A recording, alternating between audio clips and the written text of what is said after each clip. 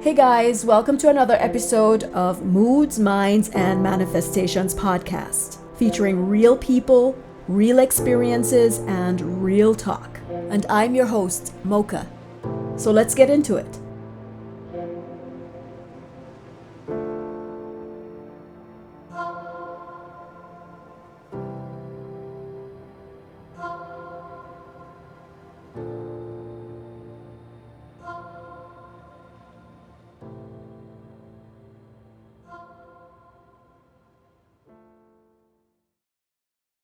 So my guest today is Michelle Rosas Stull, and I've known Michelle for, I'm sure it's over 10 years now. We are both single parents and divorced, and I thought Michelle would be the perfect person to exchange notes with. And I feel that somebody who is in this situation, divorced and a single parent, can offer a lot of really great advice to others out there. So Michelle, welcome.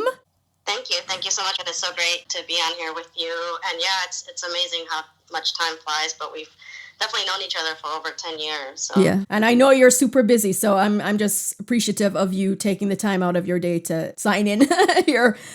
So tell our listeners a little bit about your background and what you do professionally. So as far as my title currently, I've been actually working for the PGA of America for just over 6 years as I'm now currently the finance and budget manager there. So I really enjoy my role, really enjoy what I do. Been in business and technology for over 20 years, and kind of find my way into these kind of finance role. And then as far as divorce, like just kind of that intro. Been divorced for over 7 years now. And you have one daughter. And my one daughter, who's 10, going on 20. Wow. Yeah, she's really amazing. It's interesting, when I said 7 years of divorce, I've actually now on that hump of going where I've been married for 7 years. So now we're getting into where I've been divorced, or know him more as a divorced person than as a married woman. Yeah, it's certainly interesting. I knew you guys when you were still married. I knew you pre-baby, so a lot has transpired since those days. So as far as divorce, does your daughter have a good relationship with her dad as far as visitations and things like that? Yeah, absolutely. And from the beginning, I think why, we definitely have a really good relationship as far as a co-parenting relationship. I always say that him and I are very friendly, but we're not friends. And I don't say when we're not friends in in a bad way. It's just that there's just all the communication and everything we do really relates to just what is our daughter. And so she does. We've always been a 50-50 timeshare with her, and he's very much hands-on dad. And I think what we do best is that we work on our strengths with her. So where he's big on education and schoolwork, and I want to really work on her emotional health, her emotional intelligence, her how she's feeling. So her manners, how she sees the world, how she sees herself, right? Like all those things. Right. Work more with. So was it always a good or a friendly relationship with your ex, starting from the time of the divorce till now? Or was it something that you guys had to work on, or did it evolve and become better with time? So, what's interesting about that is I would say that the divorce itself, so the actual lawyers, the actual, litigations, all of those, that part was where things got ugly. I don't think we had that ugliness before. Even in our marriage, as much as broken as our marriage was, I think the purpose of getting divorced, at least for my intention, was that I didn't want it to get to that part where it really, we were turning into people who we weren't, and especially with each other. because we had we have this daughter together. I didn't want her to see any of that, feel any of that, or in the end, to me, it was very important that we were both still whole people intact without hurting each other, to be a good parent for her. Right. And so that was really the kind of the impetus for the divorce, because it just was so. It just was inevitable. It was about, like, I just could see nothing changing, and so the marriage itself wasn't really bad, but once we started getting into that separation and that kind of the divorce procedure, and that's when I think with lawyers, things get ugly, and things did get very ugly.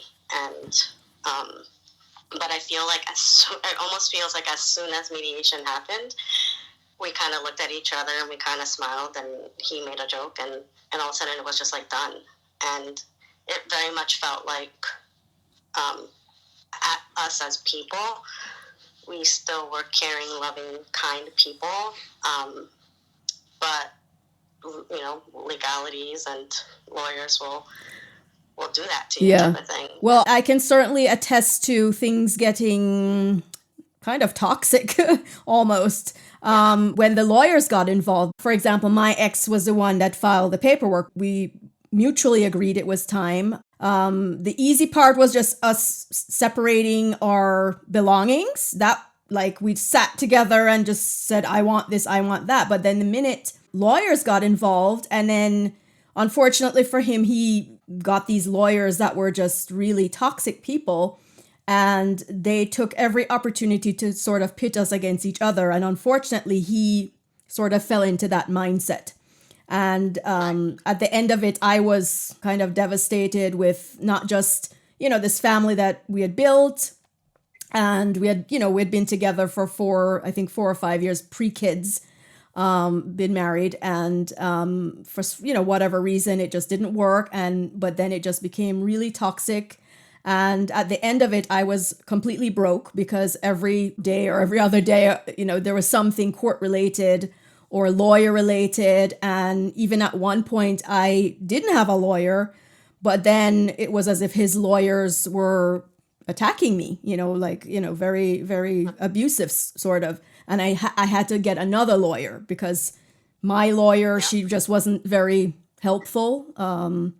She took advantage. I felt I was like completely, kind of naive with the way things work. And I, felt tell the truth and everything will work out. And it just didn't work that way. You're right, it doesn't. Yeah.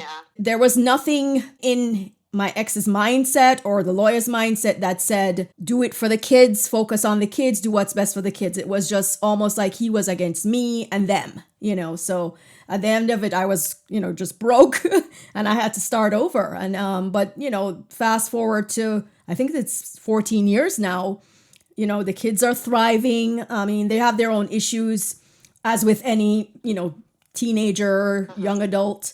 But I can say I'm a lot happier, and I've put the work in and raised these kids more or less on my own. Time heals, because for me, there's no reason to be angry, but my ex, for whatever reason, he's still angry.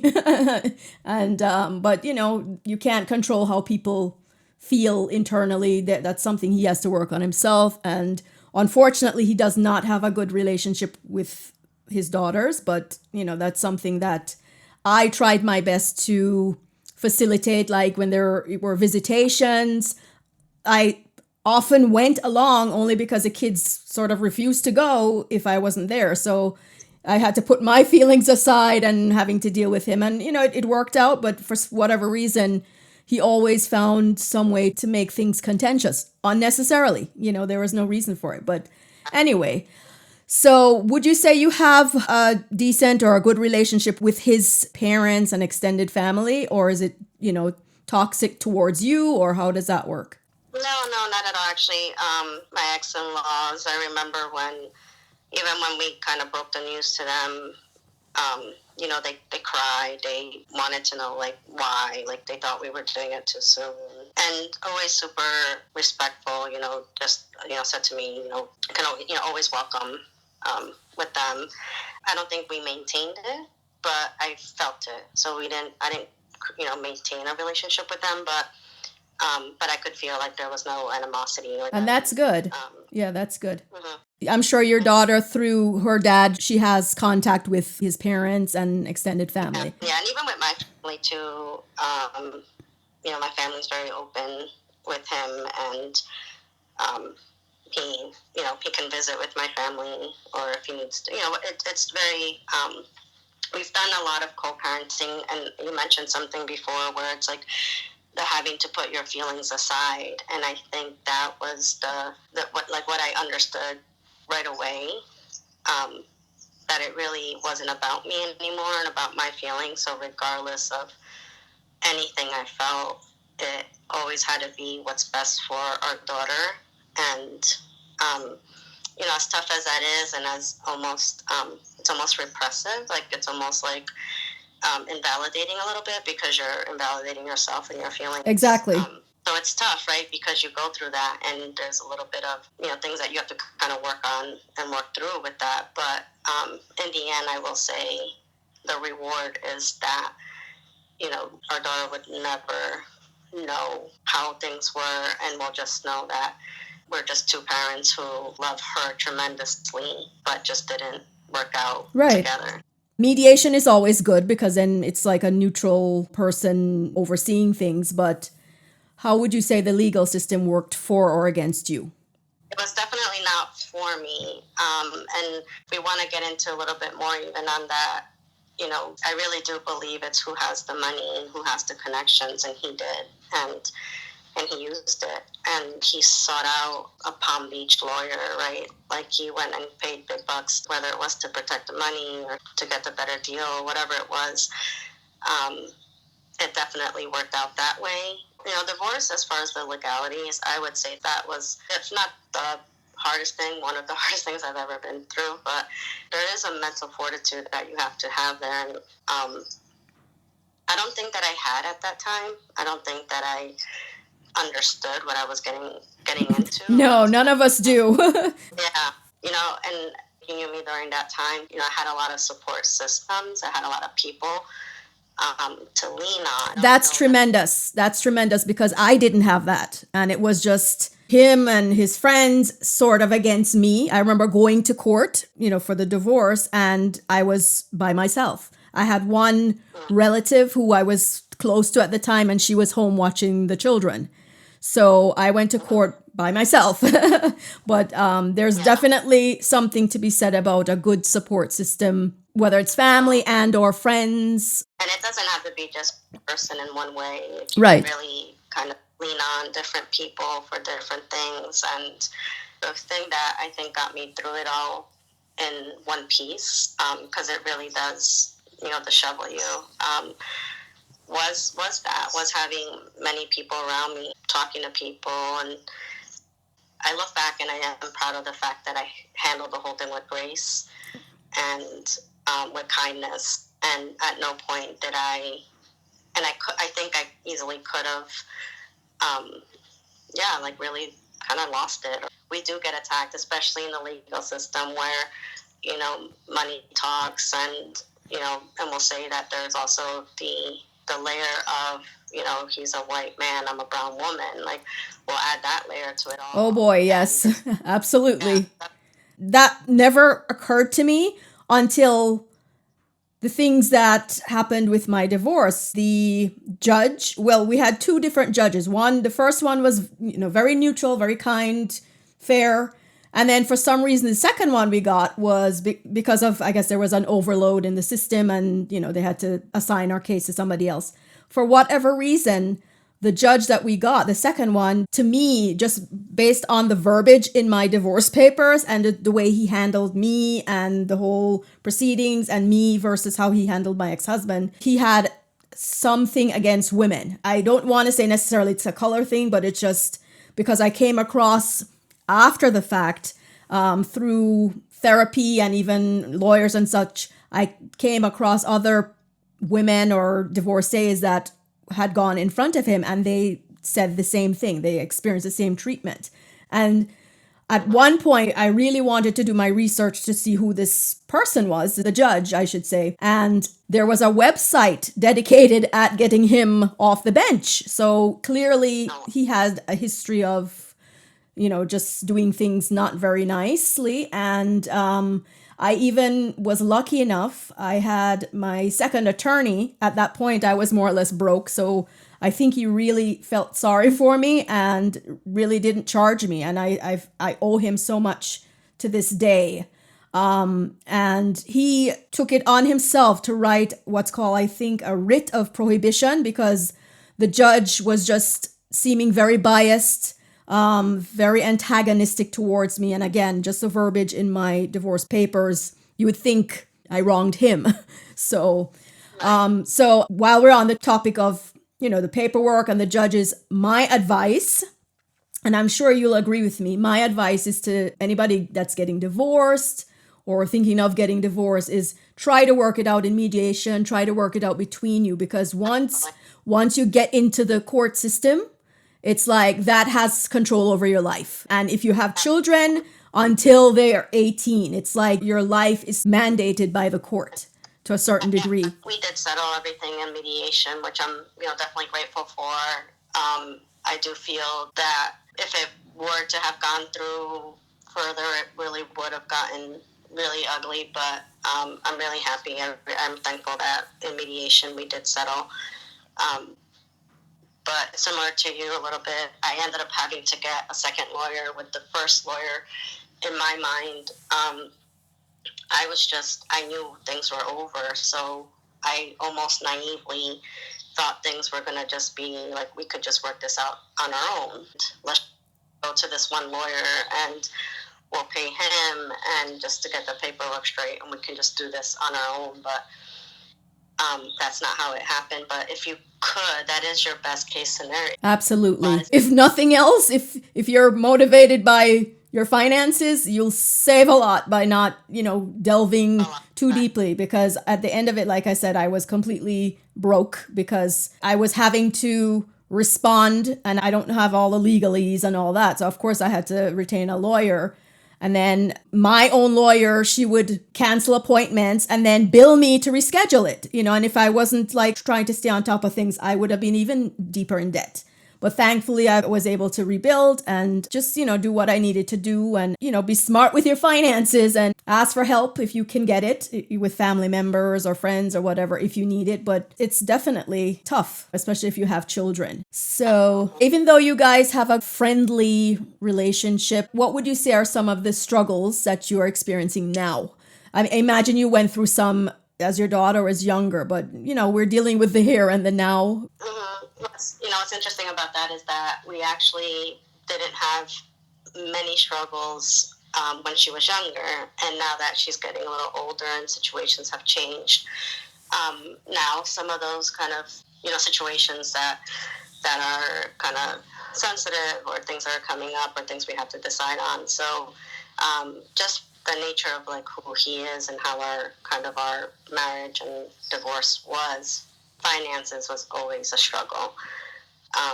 So there's always that kind of there, but I believe we've always been able to sort it out or work it out in some way. I think the biggest thing with the finances is I think there came to a point where he realized I'm not after his money. I wasn't after anything. I just wanted to be what's fair is fair. As it should be, yeah. And so I think once he kind of realized that, we worked well together when she was younger with it, whatever needs, school, medical, all those things, sports. However, the situation has changed now where he's now in a relationship that he's been in for about 5 years, but they're now, as of maybe 2 years ago, they've been now living together. My daughter has kind of instant family, and that she has 2 kids, and they all live together, and she shares her kids with her ex-husband, and so now it's almost like those easy kind of decisions, either on schedule or what school she goes to, anything is now almost dependent on somebody else as well, because he now has to kind of go ask somebody else, like, about vacation days and what days are possible, where before we would just be very open, like it was just him and I making decisions on what days we had available. Now he has to kind of go check and what works for them as a family, Right. not just him as a father. How does that dynamic work as far as your daughter? Is she comfortable with it? Does she, for example, have her own room where she's not sharing her belongings or space? So when they first moved in together, because it was supposed to be something temporary, they did move into a smaller space, and my daughter had to share a room. And I think at first, when they were kind of told that this was all happening, I think for her it was just kind of like, yay, sleepovers, instant kind of family sibling scenario. But then that got old super quick, and there was also a dynamic of, I believe, that he needed to kind of learn on, and this is completely my feelings of what she's kind of told me, and what I can kind of discern a little bit, is that in his trying to make sure that it's even and that he's not showing any priority to his daughter as opposed to her kids, he almost took away some kind of priority with his daughter. Wow. And I think she could feel that. And, she being an only child, that alone is a dynamic in itself. And these aren't, your biological siblings. Definitely an adjustment for her. They now are in a house where she has her own room, and I think that's something that they all needed.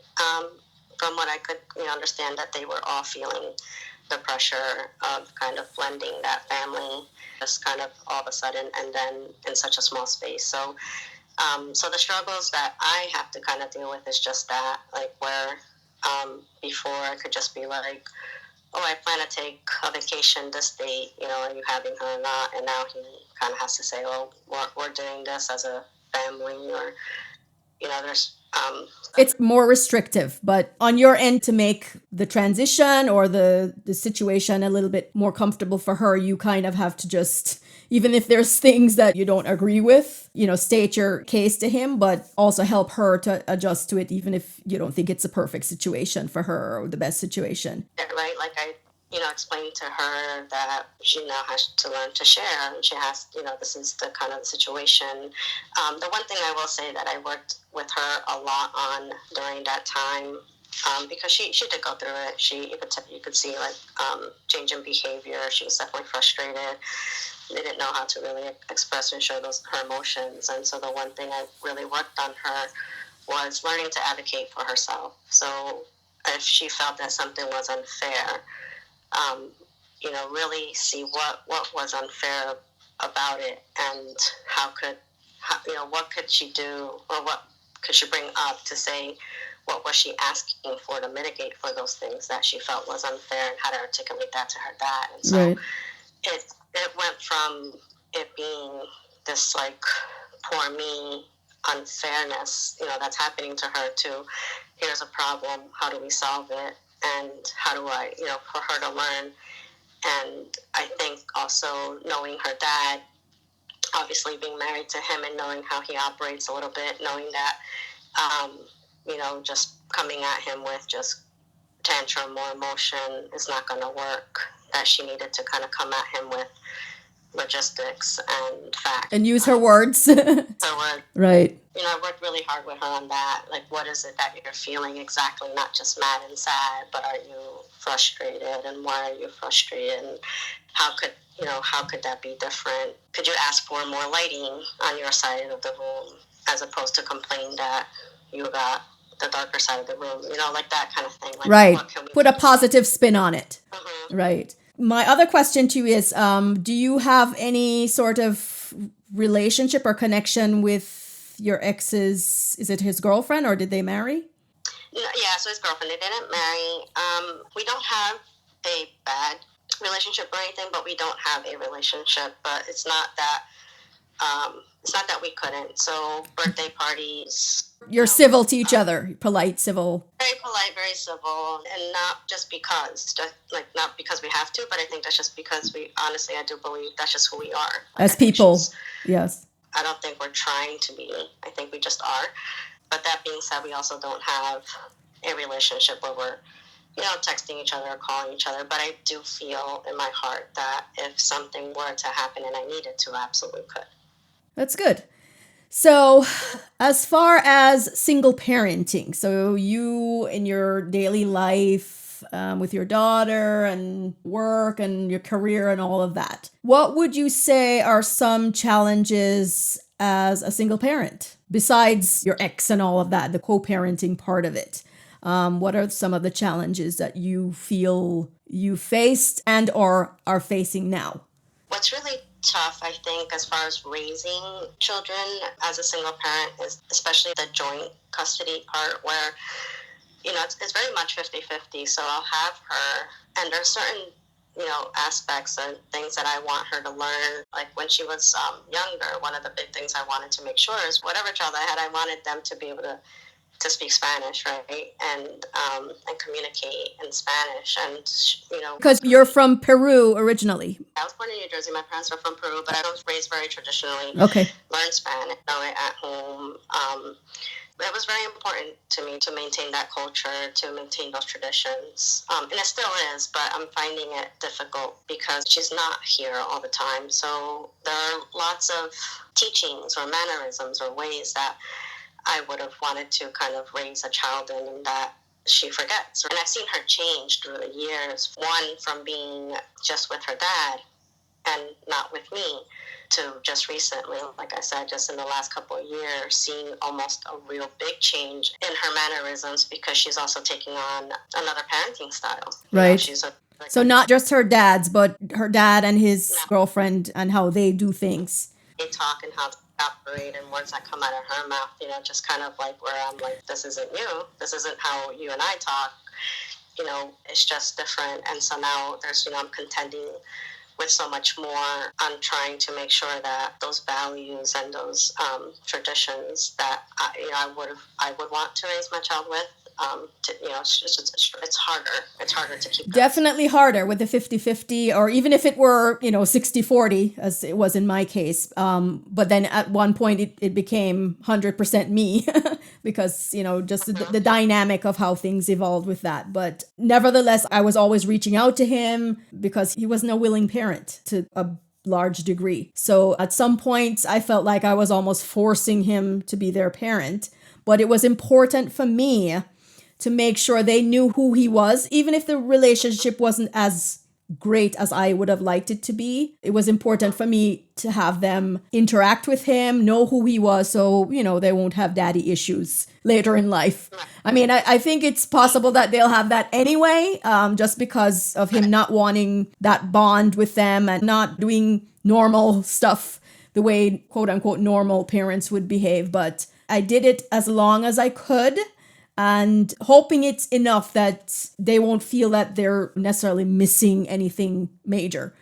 He does have sort of contact with them, but often it's not good. But how I see them interact with males in my family, my friends, colleagues, whatever, I don't feel that they have any issues when it comes to relating to men. And also, you and I met through martial arts, and the boys and the girls and the adults, everybody interacted and trained the same. So that kind of was a good basis for them as well, I feel. And your daughter was just beloved by everybody there at the dojo.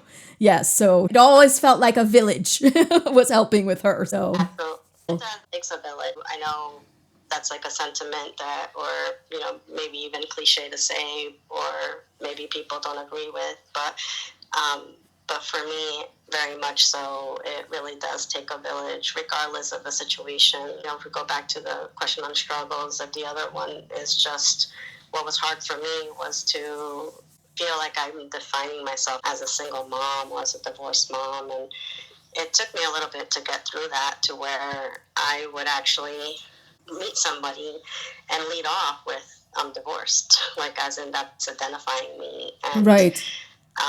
it was like this need to like explain myself or talk about how I'm a single mom and let them know ahead of time as if it was this thing that I, you know, Like you have to warn them, you know.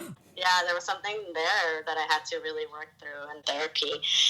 I'm definitely at a point now where I feel absolutely blessed. I truly feel in my bones that I would not be the mom that I am to my daughter had I been the wife that I was to my ex-husband. And because of that, it gives me peace. I can identify with that as well, because when I look back, at divorce and all of that, it's like I feel like I would have sort of lost myself in that whole marriage and, that whole dynamic there. And as a single person, a single parent, it's kind of like you have to sort of, in your own way, be at your best to be able to manage raising kids, managing life, and all the things that come with it. So it's almost like you had to put on that hat and like step into your real, true self, even though you may not be able to take care of yourself as wonderfully as you'd like, but it definitely allows you to step into yourself sort of more than if you were with a partner, because then you're, it's a joint thing, you make joint decisions. So a lot of it as a single parent is up to you, or most of it is up to you, certain decisions. So yeah. And I think you touched on a couple of things there too, where there's this part of us that we lose ourselves, and as a wife or as a mom, and I do feel too that there was this part of me that ended up overcompensating with my daughter in a way that I was borderline now spoiling her, because I kept wanting to make sure she didn't feel like she was deficient in anything, like because she's from a quote unquote broken home. As much as, you're an intelligent person, still society sort of puts certain stigmas onto certain things. So it's kind of like you have to like redefine certain things for yourself. Right. And even for her, I will say there's this part where she's being identified as a child of a divorced family or divorced parents, and what stigma comes that she's going to have to face, or people are going to talk about her. And that, to me, it was like this overcompensating for that, to show that, hey, you're good. She's fine. Yeah. Everybody, it's okay. One thing I had to really learn to stop that overcompensating, because she is good, right? Even though I'm trying to show this facade that saying, oh, she's okay, and to everybody else, I had to realize myself that, no, she is good. I don't need to overcompensate. She actually does need me to be a little bit, more disciplined with her, or do things. I think part of it too is to have a good support system, as much as you can manage to do that. Like for me, I tried to surround my kids, because they didn't have a good paternal role model. We didn't have grandparents around or anything like that either. I had a few aunts, sort of in and out because they lived overseas. But it was important to me to always have them around, very respectful, nice, especially like men as sort of role models. Of course, women as well, but they had me as a parent, and I tried to be my, best self. But I always felt with my friends or just people that I relate to through work or whatever, family, I just try to always have them whenever possible around people that they can look up to and respect. And also, I had friends that were in good relationships. Some were single, like male friends or so were single. But it was important for me to have my kids see how these men treat women, so that they know, not just from mom saying it, but they have a good sort of stepping stone for, what to expect for themselves and what to demand for themselves, the respect and all of that. Because, there's misogynists out there and narcissists and things like that. And, I can only teach them so much. So I just try to have other friends or loved ones as an example for them. And for me, it's important to, and I actually do say this to a lot of my women friends, is I really do want my daughter to have all these different types of women, and her dad's girlfriend included. Like I'm very happy that she has somebody, that he's chosen somebody who's solid person, a mother. She's going to law school. There's, she's watching that. She's experiencing that experience. And so the more she's surrounded with our village of those people, I think that's where she's going to learn. And then the other part of that, as far as what she sees and how to be treated, and that was definitely something that was important to me. And there was almost this idea that I had to be in a relationship after I got divorced, as if I had to not have this. I had to have this family unit, and I jumped into relationships right after because there was a part of me that wanted her to see a loving relationship. But what I really learned, and after those relationships failing and taking that time for myself and going to therapy, was that it's not so much even showing them who we are and showing them that love, but teaching them to love themselves. Right, absolutely. So I don't think we really learn to do that, especially in our culture, especially in in traditional cultures. It's not like that. We're constantly told to cater to others, and everybody else's feelings come first, on top of the fact that here we are as moms, as single moms, really putting our feelings aside in every single way. And sometimes when you don't have that partner to validate you or to give you that little bit of more of those feelings, it's really tough. It's really tough. And now how do I show my daughter that I intrinsically love myself enough that regardless of who's in my life as a partner, whether or not they're with me or not, that I'm okay and you're okay. And that's really something I had to learn and had to go through. Right. I know one of your previous relationships. I knew the person. How long did it take you to introduce him to your daughter? So I made what I say was the mistake, because it really was the mistake of introducing her or introducing them right away before really understanding what we were, where things were going. And I will go back to what I said before on that.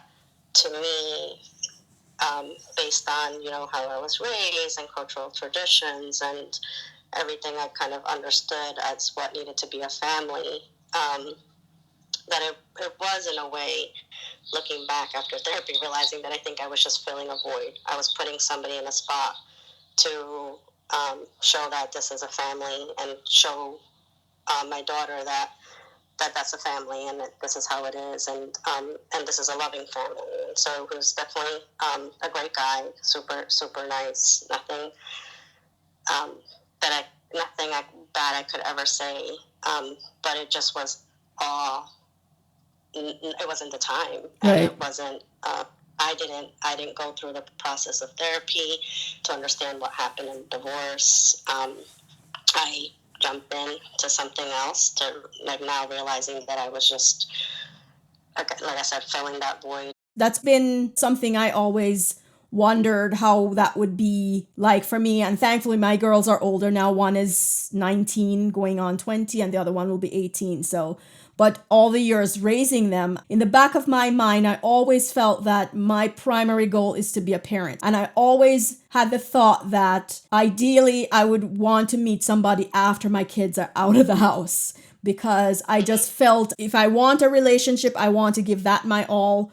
But as far as parenting, that was my only focus. And you know how some people say, oh, you have to do for yourself. But my goal was just to be a parent. It's not that I define myself as that, but it was just such an important goal of mine to be a quote unquote good. I mean, anybody can define that anyway, but parenting came first. And whether the kids turn out great or whatever, I just always knew I had to do the best I could do. And I just never wanted to divide my affections, my time with another person. Not that I wasn't open to meeting people in a way, but in the back of my mind was that always, I don't know if I could really divide my time between a relationship and the kids. So it worked out. I mean, so far so good. And I have one more year, so then after that, I think I'll be more open to that. So it's interesting, because when you say you're going to parent and that's your goal, I remember just different people telling me, like, well, why don't you just take the time for yourself and parent? Like, my idea of parenting was having A partner. That idea was that, well, I'm doing this thing, I'm in this relationship because I'm being a good parent, because that's how a family is and that's how parents are. And again, it's just that very traditional mindset that was imbued, just into what I understood of. And it's not just your culture, that's just society. And it doesn't matter where in the world. I mean, I'm overseas and that's just how it is here. But the problem was not so much that you introduced him to her, because I would think if you were dating someone, you could easily say, this is my friend, and she doesn't need to know necessarily the extent. Right, and that's probably where I'm at now as far as, so I've been single on purpose for 3 years, and I'm not, I'm open, to be in a relationship, and, but I'm definitely know that I wouldn't, at this point, having gone through an experience that I went through, and like I said, it definitely was a mistake that I needed to learn from. Because it was just hurtful for everybody on all ends when things did end. It was a 3-year relationship that was beautiful. Yes, from the outside looking in, it seemed very peaceful and kind and loving and all of that. And I remember our core group of people that we trained with, everybody really liked him. So I don't know the ins and outs of how it ended or why it ended, but I will say that the person he seemed to be, if he treated you very well, I think if nothing else, it taught your daughter, this person treated my mom like this and treated me like this, and this is good. If as her mom, you feel that was good. So from what I saw, the short time that I, was around him and viewed your relationship, I think there were a lot of positives. Very much. There were lots of, we definitely lots of sweet memories and experiences that, we were afforded and that my daughter was able to have. And then the other part of that, like to your point, is that one thing that I did kind of realize or came about in therapy was just that I really wasn't taught or really didn't know how to date. And that's how I found myself kind of jumping into relationships that maybe were not bad, but weren't the ones and weren't supposed to be. And I didn't train or learn that muscle of discernment in what I'm looking for, what I want in a partner, and what do we both want, right? And so I would end up in these kind of okay relationships or good relationships, just nothing sustainable. And one of the things that I really had to learn was just that, was to actually go through the dating process and be picky and understand. And, where I'm at now is that I know what I want. I know what I don't want. Right. And I want my daughter to know that too. I want her to see. So she hasn't seen me dating yet. She saw me, in a relationship, and then subsequently ended up in a toxic relationship. That wasn't good for her to see, that I knew right away this wasn't it. And so that was short-lived. And that was really the impetus for me to get into therapy and really slow down and kind of say, okay, take a step back, Michelle, sit down and figure this out. And even though I was going to therapy because of that toxic relationship, it turned out that I was actually going to therapy for my divorce. Right. And I didn't realize how much I did not understand. I did not process. So that you don't make the same mistake again. It's like, I feel like it's important whenever any relationship ends to sort of do like a relationship autopsy. Because then you can see, maybe the things that you would do differently, any patterns that you keep repeating. And I guess, therapy helps you to identify that. Yeah, very much. And that's really, in this process what happened, because in the end, even though I was the one who originally filed, it wasn't what I wanted. It wasn't at all what I wanted. And so there was, there was a lot of trauma there. Really, there was that I had to deal with that I hadn't. And you mentioned it before that, we are put in this position to remain strong for our children and for them to kind of not see us breaking down, and for them not to feel the effects and all that. And by doing that, it was this, I didn't heal. I didn't learn. I didn't have closure. And then that manifests and turns out in different ways. So one of my biggest suggestions would be to seek that therapy, to seek that counseling on really, getting that closure on what happened and how you feel about it, and being able to be vulnerable, yeah, and be honest with your feelings, and grieve the relationship, because most of us that get into relationships, the goal and become parents, none of us signed up to be single parents. You end up having to just, it's like having lemons and you have to make lemonade, do the best you can. How much do you communicate to your daughter about, has she ever asked like what happened with her dad? She doesn't. No, she's very reserved. She's very kind of, She's still young, so she may have questions. I think so. Yeah. I mean, she sees pictures, and we got divorced when she was 3, and even before that, we were living so separately. We were living pretty much separate lives, in that, we had different rooms. We were at different rooms. When she was 2, she would say, Papa's room and Mama's room, because okay. one was in one room, one was in the other. So it wasn't, even from the very beginning, she never really saw us as a couple. My situation is the same. Yeah. Heartbreaking part for me, right? For her to, it wasn't a hateful marriage. There wasn't any arguing, screaming. It wasn't anything like that, but it was very loveless. And it's not a way to live, and it's not a way I didn't want my daughter to think that is what love is, that we just cohabitate. It was where,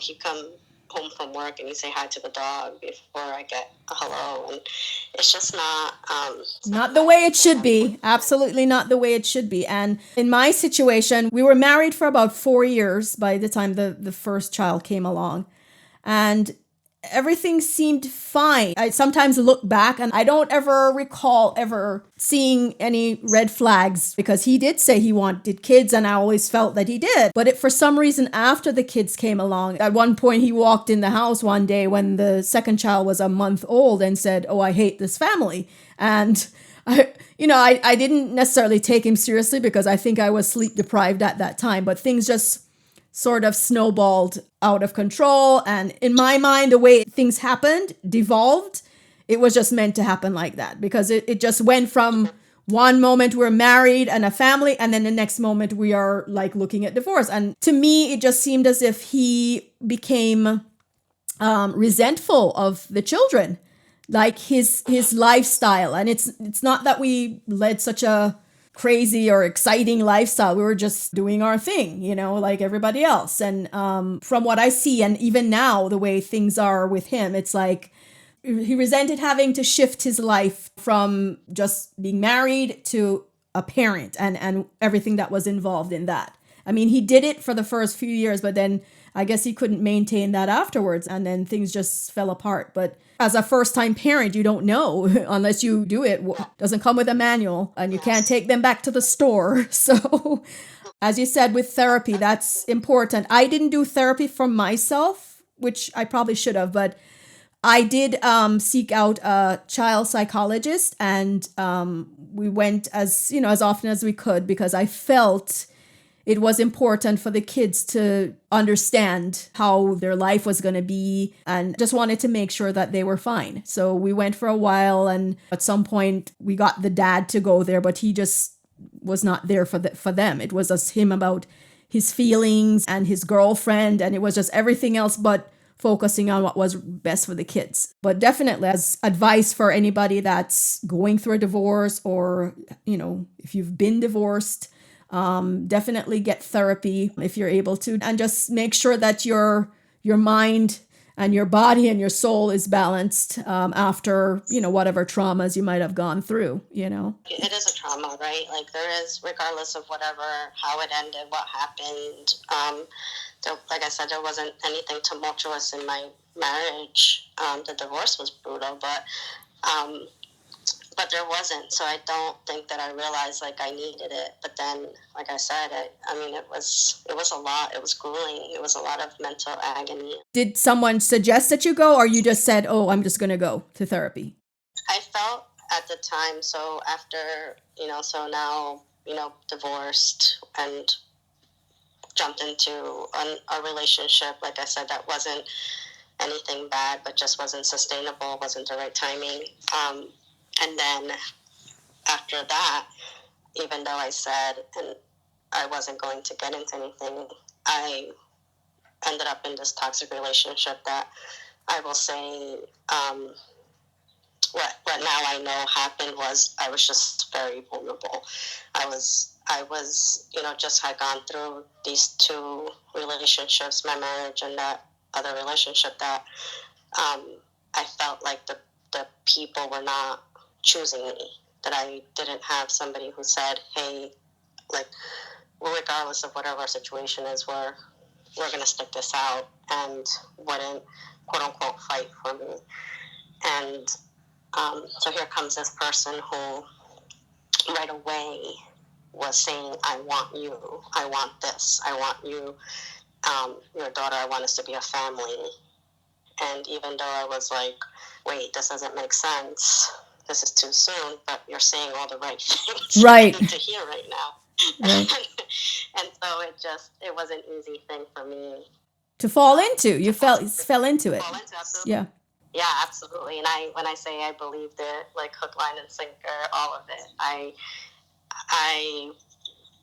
Everybody was like, this is too soon, and I believed them. I believed that everything he said. I will say there were actions behind it. I don't think I was that naive. I think at this point, I'm obviously like, don't want to do this again. Don't want to involve my daughter again.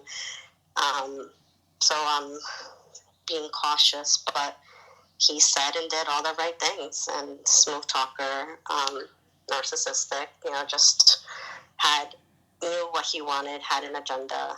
It wasn't sustainable. It was actually very toxic. I would say the good thing was that I went through it, because it was tough to go through, but it's what really got me to where I went to therapy, and I will attribute the fact of where I am today in my mental fortitude and my understanding of who I am, and even financially, professionally, all of it was because of therapy. Wonderful. And if nothing else, anytime you go through what's considered, quote unquote, a bad experience and, you survive it, just think of it as another lesson that you can teach your daughter. Absolutely. So, Michelle, thank you so much. This was so wonderful. And we've touched on a lot of really good topics here. And I'm hoping that something we've discussed here will help somebody out there, because we've been through it and we came out better on the other side. So, Absolutely. All right. So thank you so much. Yeah. And Thank you for having me. Sure, you and your daughter take care. Okay. And Thank you. You as well. All right. You and the family. Bye-bye. Bye. Thanks. If you haven't already done so, please like and subscribe to hear upcoming podcasts. And please share with family and friends. Thanks for listening.